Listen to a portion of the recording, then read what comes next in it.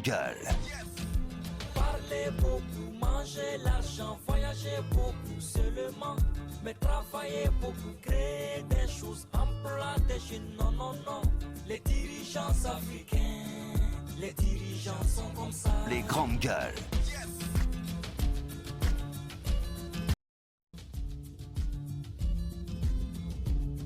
Bonjour à tous, nous sommes jeudi 19 septembre. Le plaisir de vous savoir très nombreux à l'écoute de cette émission. Vous qui nous suivez à la radio sur 99 tout court à Cancan, 99.7 dans 3 régions, en Guinée forestière, dans le Fouta, mais aussi dans le Kakandé. Vous êtes aussi en direct.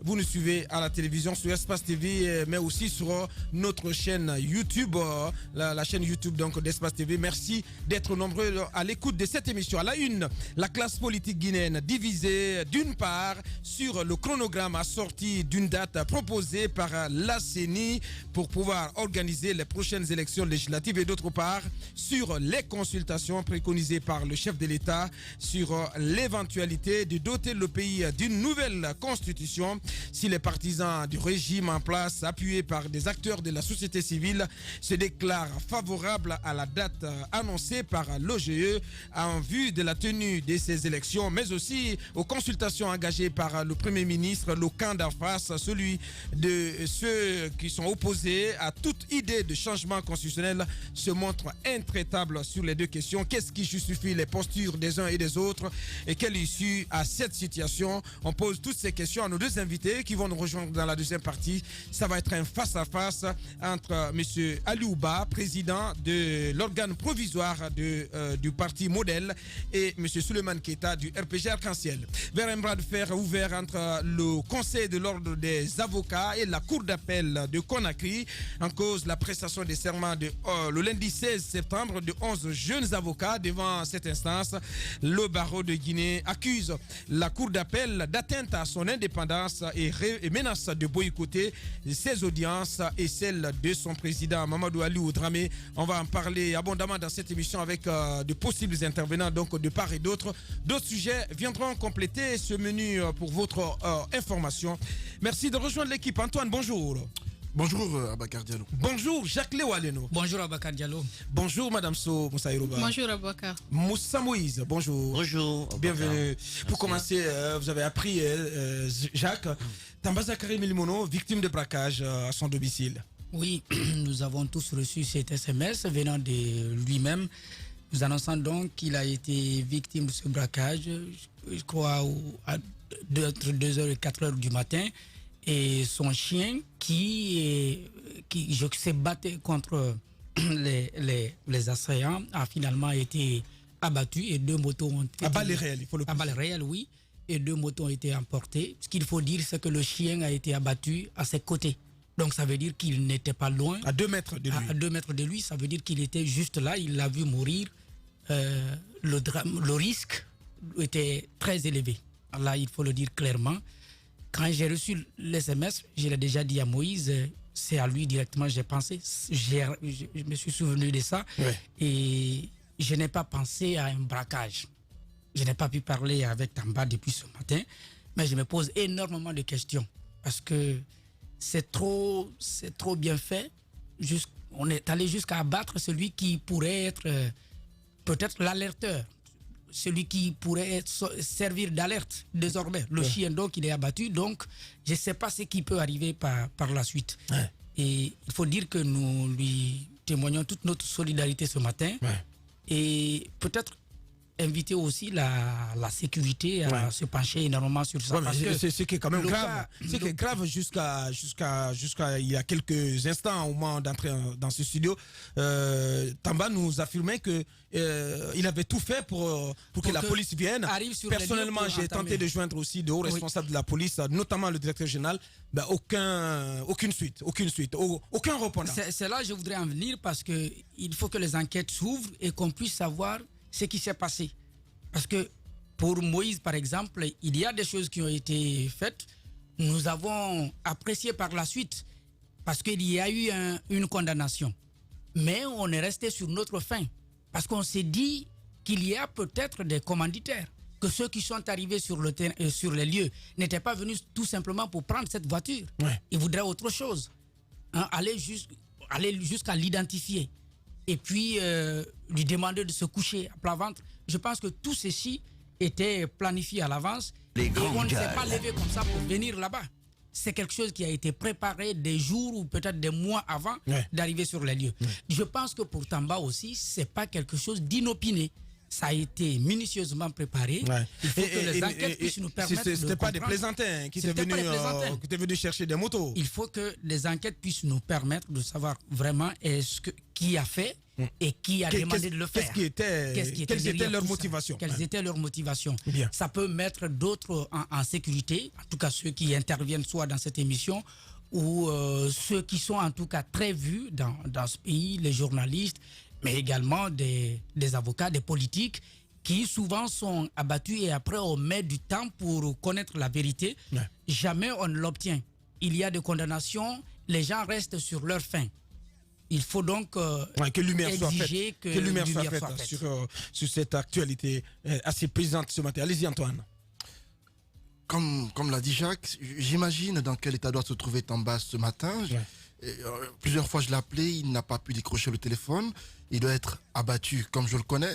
Et j'estime que c'est une situation qui doit toucher tout le monde parce que Tamba n'étant pas le seul dans ce genre de situation, on l'a dit, Moussa Moïse en a été victime.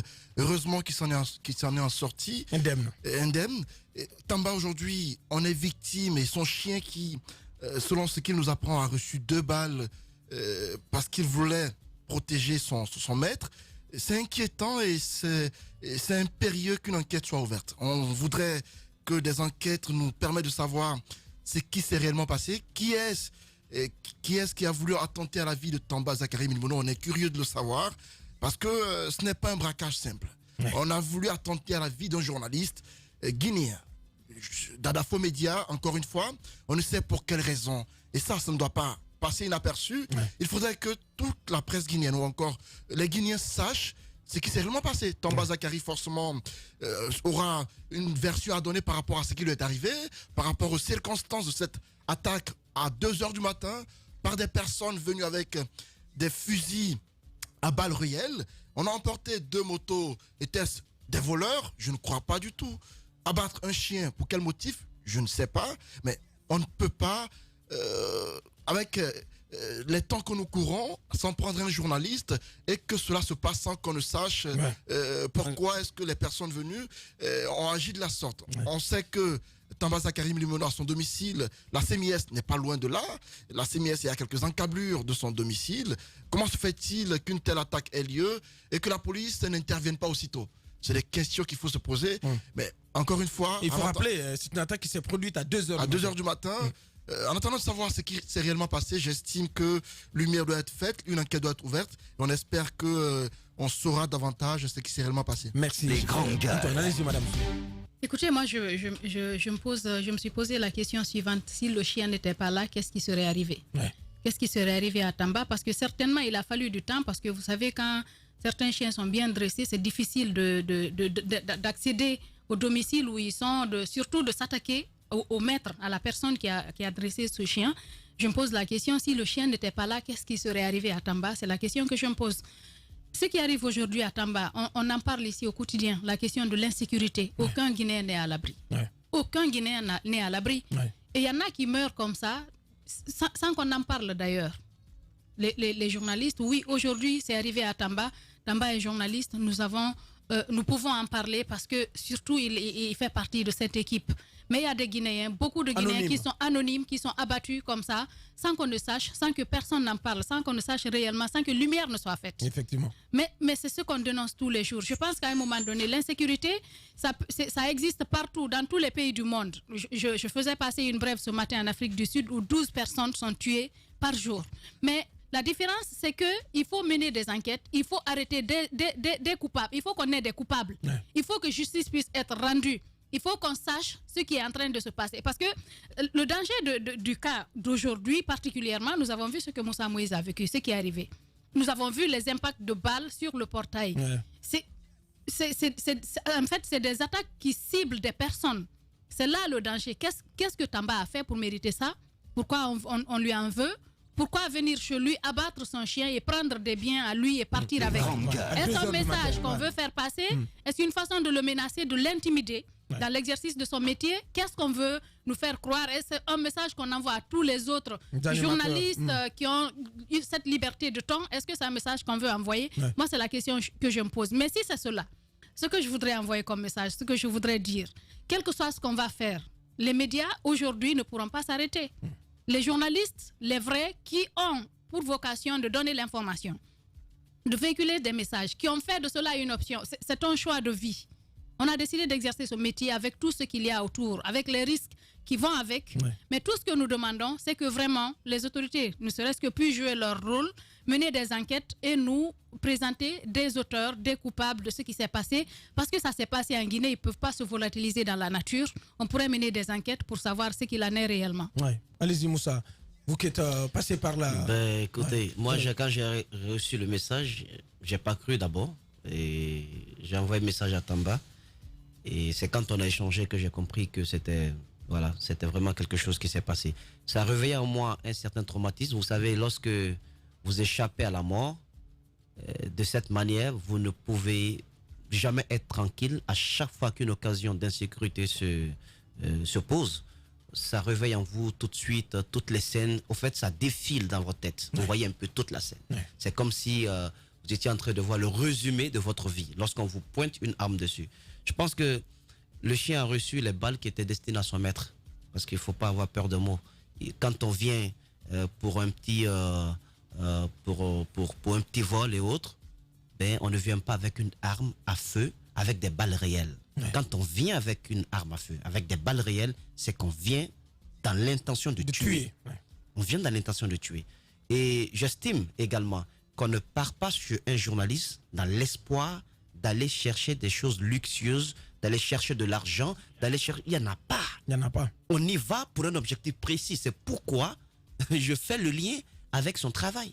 Et c'est le même lien que j'ai fait dans mon cas. La preuve, c'est que l'un des assaillants qui était entré dans ma cour n'est toujours pas retrouvé. Les grandes gueules. Et c'est la question que je me pose, la DPJ peut-être m'écoute, c'est malgré toute la technologie dont nous disposons aujourd'hui et le repérage qui a été fait par le passé. Malgré la police scientifique. Exactement. La police scientifique, la seule chose qu'elle a de scientifique, c'est la voiture 4x4 qui est en panne. C'est la seule chose. Même les téléphones, ce ne sont pas des... Mais c'est juste pour tourner les choses en dérision. Les téléphones ne sont même pas des smartphones. Donc je trouve qu'elle a tout, elle n'a rien de scientifique sauf le nom qu'elle porte. Maintenant, vous avez une telle personne qui est en cavale. Vous avez les moyens technologiques de repérer la personne, de la tracer, de voir ses mouvements. Mais qu'est-ce qui empêche la police de redescendre sur le terrain pour pouvoir mettre la main sur ce monsieur? Parce que c'est lui le commanditaire et il saura parler. C'est pourquoi je trouve que la condamnation elle est bonne, mais ça a un goût d'inachevé chez moi. Chez Tamba, c'est la même chose. C'est un lien avec sa profession parce qu'on ne part pas chez un journaliste, encore une fois, pour chercher de l'argent et surtout quelqu'un qui ne vit pas dans des conditions assez, je veux dire, ostentatoires. Qui vit pas dans le luxe. C'est une attaque à la fois planifiée et ciblée. Exactement. Parce qu'ils ne vont pas comme ça. Chez moi, c'était pareil. Ils ont pris le temps. Ils sont allés, ils ont repéré, malheureusement pour moi, mes 2 chiens étaient attachés. Donc, ils ont repéré à quel moment les chiens étaient détachés. Ils savaient que les chiens étaient détachés lorsque je rentrais dans la cour. Et donc, c'est en ce moment qu'ils ont profité pour entrer en même temps que la voiture dans la cour. Donc, ils n'attaquent pas comme ça. Tout est planifié. Et puis, très souvent, ils s'en prennent et pour un objectif comme ça qui concerne un journaliste, ils prennent des gens qui sont assez vulnérables. Tu n'as pas un gardien vigile armé qui est à ton domicile, tu n'as pas de porte blindée. Au fait, nous sommes entre les mains de Dieu. C'est un exemple à beaucoup de citoyens qui pensent que s'asseoir dans ce studio et parler, déballer des choses, raconter des vérités qui ne plaisent pas à tout le monde, que c'est chose aisée. C'est pas chose aisée. C'est un risque et péril. Le même risque et beaucoup plus que vous. Beaucoup plus que vous. Parce que nous sommes exposés. Ce n'est pas une bénédiction, tout ce que nous disons les matins dans les grandes gueules. Ça touche, ça brûle. C'est comme si, quelquefois, nous jetions, comment on appelle, des incantations, nous faisions des incantations contre le diable. Ça brûle la peau, ça brûle les esprits. Donc je pense qu'il est temps pour la police de diligenter les enquêtes. Il y a un travail quand même tout de même fabuleux qui a été fait lors de mon attaque, parce qu'on a pu retrouver tout de même les assaillants. Un a pu s'enfuir, certes, mais la police a pris d'énormes risques. Il y a eu des blessés à l'explosif, parce qu'il y a quand même une grenade qui a été utilisée.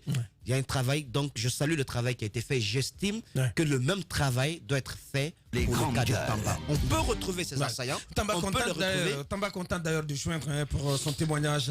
On nous signale qu'il est en communication social à l'écoute de cette émission, donc il veille bien libérer la ligne. Il faut le retrouver parce que c'est très important pour la conscience pour le moral du journaliste. C'est très important de se sentir en sécurité. Je pense que tant que ces personnes sont dans la nature, c'est encore une autre dose de pression.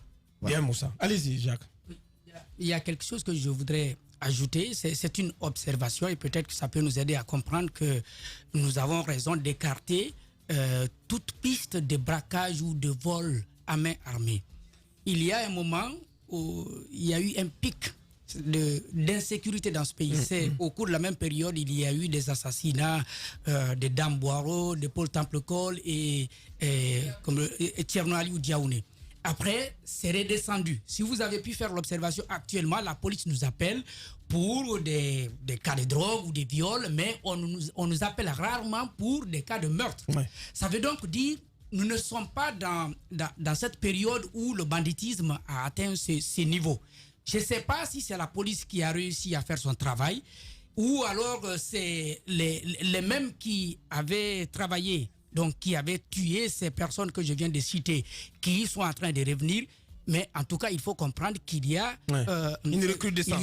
Il y a une recrudescence. Donc aujourd'hui, le cas de Tamba, c'est pas un cas isolé, c'est quelque chose qui a été, comme je l'ai déjà dit, planifié. Donc il faut que si la police veut empêcher qu'il y ait une prochaine attaque dans les prochains jours, il faut agir maintenant et retrouver les personnes qui Peut-on donc parler de tentative d'assassinat? Pourquoi pas? Où y aller, Moussaoui? Ils ne sont pas allés avec des couteaux. Ils ne sont pas allés avec des fourchettes. Ils sont allés avec des armes à feu. Et ensuite, je veux dire, un coup de feu, lorsqu'on le donne en pleine nuit à 2 h du matin, c'est un bruit assourdissant. Pour les services de sécurité qui sont proches de Tamba, je pense qu'un seul coup de feu aurait suffi pour les alerter afin que quelque chose se mette en branle. 2 coups de feu, c'est suspect tout de même. C'est suspect. Tamba Zakari Milimono en direct. Les grandes gueules.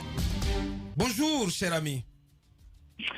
Bonjour, Abouakar, bonjour à tous. Bienvenue dans cette émission. On a tous suivi l'actualité te concernant. Tu as été victime donc de braquage. Dans un premier temps, on retient la thèse de braquage à main armée. Décrivez-nous comment ça s'est passé. Et d'abord, dites-nous quel est ton état d'esprit ce matin. Abattu, mais reconnaissant.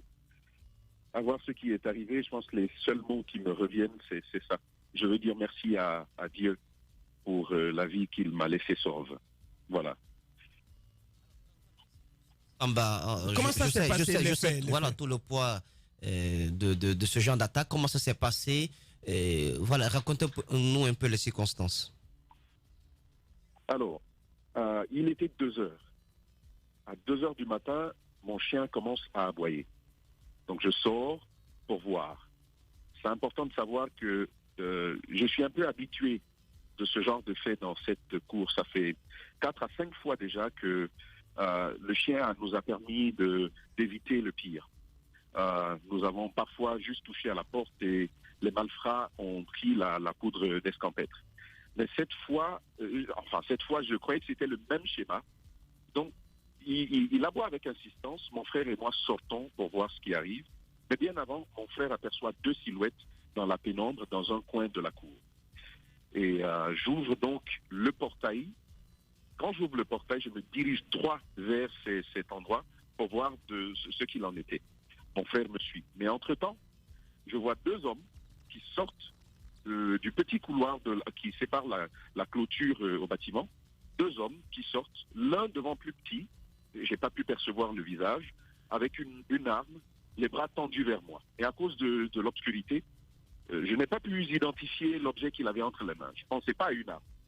Donc je m'avance. À 2 mètres de lui, il y a mon chien qui sort et qui bondit sur le malfrat. Et alors, vous pouvez bien l'imaginer, c'est la suite. Il tire, il retourne l'arme contre le chien et il tire. Alors je comprends que c'est particulièrement grave cette fois-ci. Mon chien tombe devant moi en voulant me sauver la vie. Je retourne donc dans la maison et je referme la porte que j'ai pu fermer. Donc le braquage, il suit son cours parce qu'à l'intérieur de la cour, la famille avait disposé de motos pour faire quelques affaires. Ils réussissent à briser le portail, le grand portail de la clôture, à coups de canon. Ils sortent 5 motos qu'ils mettent dans la rue, mais ils réussissent à en emporter 2. Parce qu'à côté de moi, un voisin va tirer avec une arme de fabrication traditionnelle et les bandits qui sont là se dispersent. Ils emportent avec eux ma moto, celle que vous connaissez, et une des motos neuves qu'on s'était acquises. Et puis, au départ, j'entends donc une voiture qui démarre plus loin et ils s'en vont. Je dois dire que le seul numéro que j'ai pu joindre, parce qu'on se sentait encerclé, c'est bien le numéro du général Ansoumane Bafoué, qui me réfère vers le responsable des BAC, Mara. J'essaie de l'avoir au téléphone, ça ne passe pas. Bafoué me dit qu'il ferait la même chose. À côté, il y a une voisine qui est policière qui contacte l'unité du CNIS qui est à côté de ma maison, disons à 500 mètres de chez moi. Aucun retour. Et donc les bandits font ce qu'ils ont à faire et ils s'en vont. Jusqu'à 7h ce matin, je reçois donc le numéro de l'appel de Ansoumane Bafoué. Il est préoccupé par ça, m'a-t-il dit. Et voilà les circonstances du braquage. Tamba Zakari Milimono, donc journaliste ici à Dafo, chroniqueur dans cette émission en direct dans Les Grandes Gueules. Allez-y, Jacques. Est-ce que la police est déjà arrivée sur le terrain? C'est vrai que vous l'avez dit en off, mais est-ce que la police est déjà arrivée sur le terrain pour ne serait-ce qu'entamer des enquêtes? Le général Bafoué a pris des informations précises sur le lieu que j'habite. Il m'a dit à tout à l'heure. Mais jusque-là, nous sommes 9 heures passées. Rien pour le moment. Est-ce que tu fais un lien, parce que nous l'avons déjà fait, est-ce que tu fais un lien entre ce qui s'est passé et la profession, le métier que tu exerces? Difficile à dire. Sans le chien, je dois le souligner, je ne sais pas ce que tout ceci aurait donné. Donc, à date, je ne veux pas faire d'anticipation. Je sais juste que ma vie a été menacée, la vie de ma famille, parce que j'avais avec moi tous mes neveux et mes belles-sœurs, avec leurs enfants, tous présents ici dans la même maison. La famille a été menacée, mais je ne peux pas d'un coup tirer des conclusions et des corrélations entre mon métier et le braquage. Les faits sont que nous avons perdu des engins et la vie d'un chien que nous aimions tant. Peut-être un message, Tamba, parce que je le dis le plus souvent, beaucoup de Guinéens parfois perdent la vie, il y a beaucoup d'agressions qui se font. Ce qui fait plus mal, c'est parce que le plus souvent, aucune lumière n'est faite, aucune enquête ne va à son terme. C'est ça, en fait, le problème. Quel message as-tu à lancer ce matin? Le message, il est clair. Je vois des gens autour de moi, ça me remonte le moral. Depuis ce matin, il y a beaucoup de monde, la famille, les amis, l'église, et vous les collègues, vos appels, des appels de cadres de ce pays. Moi, j'ai cet entourage, j'ai cet accompagnement psychosocial qui est déjà quelque chose. Mais ce que nous demandons, ce n'est pas la mer à boire. Ce que nous demandons, c'est d'être sécurisé. Ce que nous demandons, c'est de savoir l'état présent lorsqu'on lui tend la main, comme je l'ai fait hier, ce matin, aux environs de 2 heures. J'ai appelé, j'aurais aimé voir l'état présent, mais je ne suis pas le seul. J'ai l'habitude de commenter la même actualité avec vous.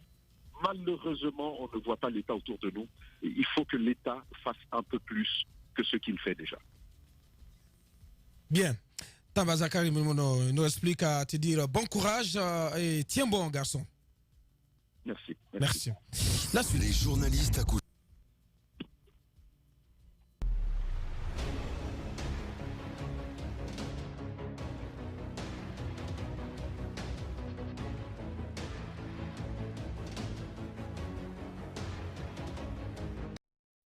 Radio Espace, les grandes gueules. Leur spécialité, c'est la démesure totale. Tant qu'ils ne changeront pas, nous ne changerons pas non plus. Les grandes gueules, à suivre tous les jours sur la radio d'opinion. Radio Espace.